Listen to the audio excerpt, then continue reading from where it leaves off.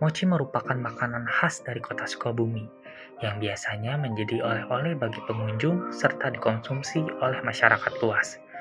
Makanan ini menyebar di beberapa tempat di Indonesia, seperti di Yogyakarta dan Semarang. Ada juga varian di negara lain, seperti di Taiwan, Cina, dan Jepang. Mochi Sukabumi ini menyebar di daerah Jawa Barat, sekitar Cianjur, Bogor, dan Bandung. Produksi mochi yang diajarkan oleh orang Jepang kemudian menjadi industri mochi sesudah dijual melalui cara asongan pada tahun 1964 oleh Nyonya Tansukyo dan door-to-door ke rumah-rumah dengan merek mochi pertama yaitu Mochi Garuda.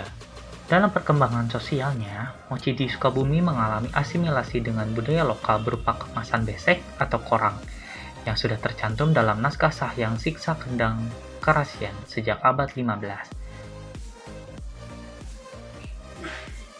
Mochi Sukabumi disebarluaskan oleh orang Jepang sekitar tahun 1930-an, yang pada salah satunya toko Nanyo, tepatnya di Jalan Ciwangi, kota Sukabumi. Mochi Sukabumi disebarkan kembali oleh pasukan Jepang pada saat menduduki kota Sukabumi, tepatnya tahun 1942. Nah, saat itu mochi Sukabumi dikonsumsi oleh tentara dan pejabat Jepang yang tinggal di kota Sukabumi. Tepatnya yaitu mes sekolah polisi atau stupa kota Sukabumi. Nah, asal mochi sendiri menurut James Dananjaya yaitu seorang guru besar berasal dari Asia Tenggara, di mana pada persebarannya melalui sekitar wilayah Jepang pada abad 9 sampai dengan abad ke-11. Pada masa itu, bahan baku mochi berupa beras ketan yang ditumbuk dan menjadi kebudayaan di wilayah tertentu, termasuk Sukabumi. Mochi Sukabumi berbentuk hampir sama dengan mochi Jepang dan mochi lainnya. Yang membedakan adalah isi kacang tanah serta varian-varian berupa inovasi produksi mochi.